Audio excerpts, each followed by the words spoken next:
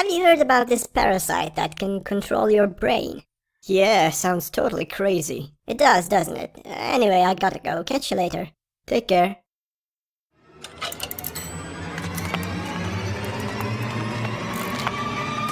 Spooky. But first, a little recap. Toxoplasma gondii is a single-celled parasite. Its definitive hosts are members of the cat family, but intermediate hosts can be almost all bird and mammal species. This includes your pet hamster, your cute dog, the hot chick next door, and even yourself. An estimated 1/3 of Earth's human population is infected. Toxoplasma is f***ing everywhere. Behind you! Eating undercooked meat and unwashed fruit and vegetables is the main source of human infection.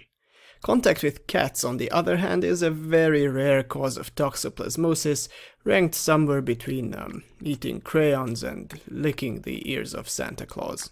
Although the disease is capable of causing serious health issues in rare cases, most of the time it runs its course without ever being noticed, like happiness in marriage. The immune system stops the rampant parasite, which in turn recedes into microscopic cysts inside your body, but mainly in your brain. This stage, called latent toxoplasmosis, is permanent, but it comes with no symptoms whatsoever. Or does it?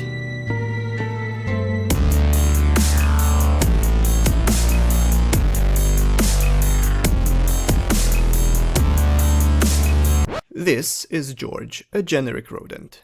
He likes solving crossword puzzles and chewing on bedsheets. George is not infected by Toxoplasma. This is Alistair Pearson, a massive soccer fan and sewer diver. He has latent toxoplasmosis. They both appear happy and healthy at first glance, but as we start reading their blogs, something uncanny strikes us. George, as any decent rodent, is afraid of cats and is revolted by the smell of cat urine, while Alistair Pearson...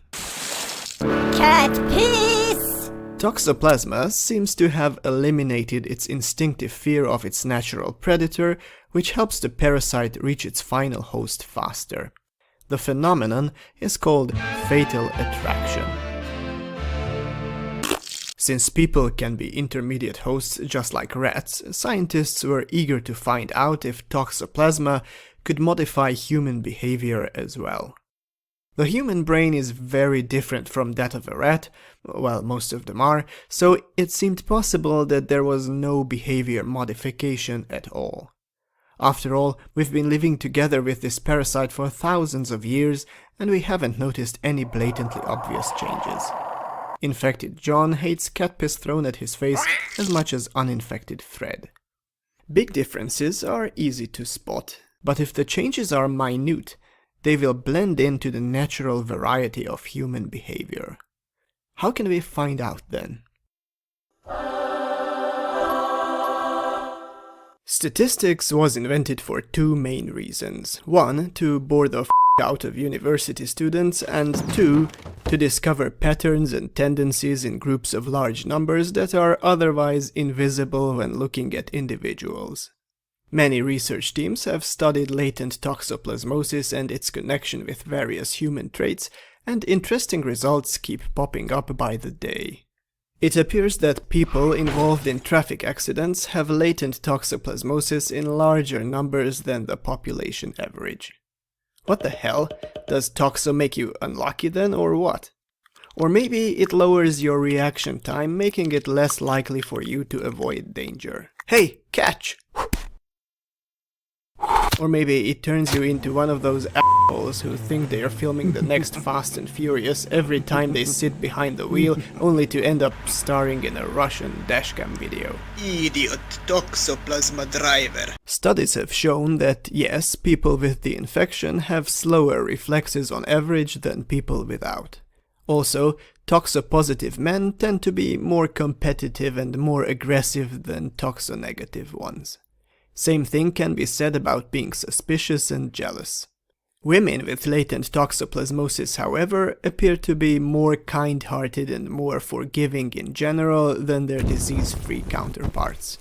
In both genders, toxopositivity can be linked to decreased fear in scary situations, suggesting impaired self-preserving behavior. You remind me of my ex-husband. Not scary enough? How about the fact that schizophrenics have a greater proportion of the infected among them than the society average? Or that suicide rates among women are higher if they are toxopositive? Everything points towards a clear, obvious conclusion, right? Nah, not really. Being toxopositive will not automatically make you a competitive, jealous, slow-handed schizophrenic with suicidal thoughts and no fear of tax-evading ghosts. Just as being uninfected will not guarantee you'll be free of any of these traits. There's a fair amount of all sorts of behavior both in infected and uninfected groups, but the infected group displays some of them slightly more often. And why is that so? We are not sure because what we have is correlation, not causation. Let me elaborate. If we examine a group of 10 men displaying a certain trait, say having 2 heads, and we find that 6 of them have 3 testicles, while single-headed folks have 3 testicles only in 4 out of 10 cases, we can say that 2-headedness correlates with 3-ballsiness. This could mean that 3 balls contribute to having 2 heads, but it could also mean that an excess head is a factor in developing 3 balls. And there's a third option as well, namely that the 2 phenomena are totally unrelated to each other but have a common cause, such as a stupid cartoonist running out of proper ideas for a demonstration. So does toxoplasmosis make you a reckless driver, or does recklessness make you more prone to contracting the disease because you don't give a damn about hygiene and eat live mice with dirt? Gluten-free, of course. More and more scientists are hopping on the Toxoplasma wagon to find out how the parasite affects the human brain and to give definite answers to such questions.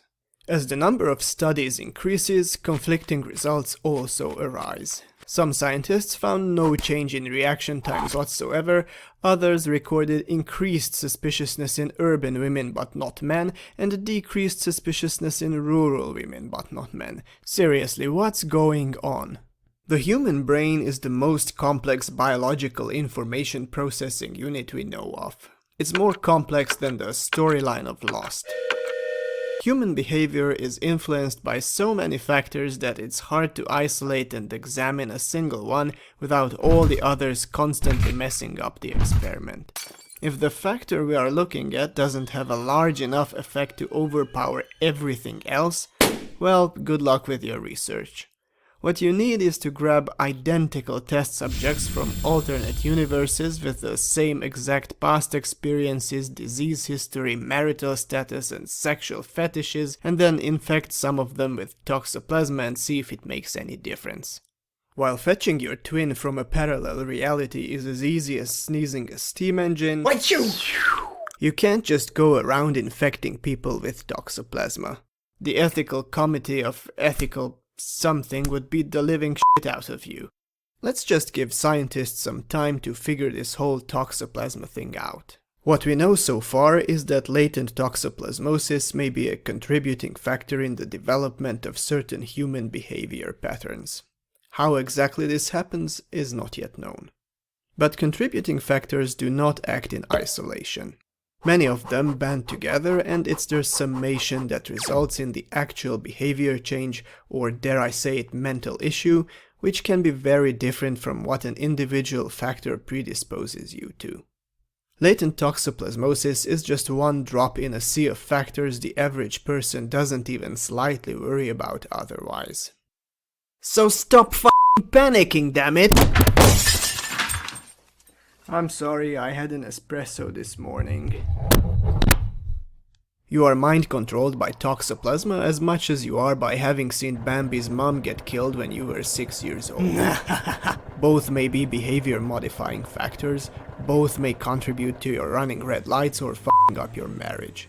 But can you really put the blame on them for your actions? Listen, officer, I had a terrible movie experience 30 years ago, and there's a parasite in my brain. While you don't have to crap your pants every time you hear the name of the disease, by no means should you take it lightly either. Toxoplasma is still a parasite able to cause serious damage if the circumstances are right, or wrong. Your best shot at avoiding it is good personal and food hygiene. The cat is not much of a threat, so if you want to kick it out of the house, find another excuse. Idiot cat drank my vodka. Summing it up, latent toxoplasmosis influences the behavior of rodents. Its effects on the human psyche, however, are less obvious and difficult to study. The parasite may be one of the many factors shaping risk-taking behavior, trust, novelty-seeking, reaction time, and the development of schizophrenia. No need to panic. Toxopositivity is not guaranteed to make you mad or mind-controlled by the devil. You are still you. Health. It makes you live longer. But I want to be George Clooney. The technical information in this video was fact-checked by Dr. Lajos Rózsa, biologist, parasitologist. I thank him very much.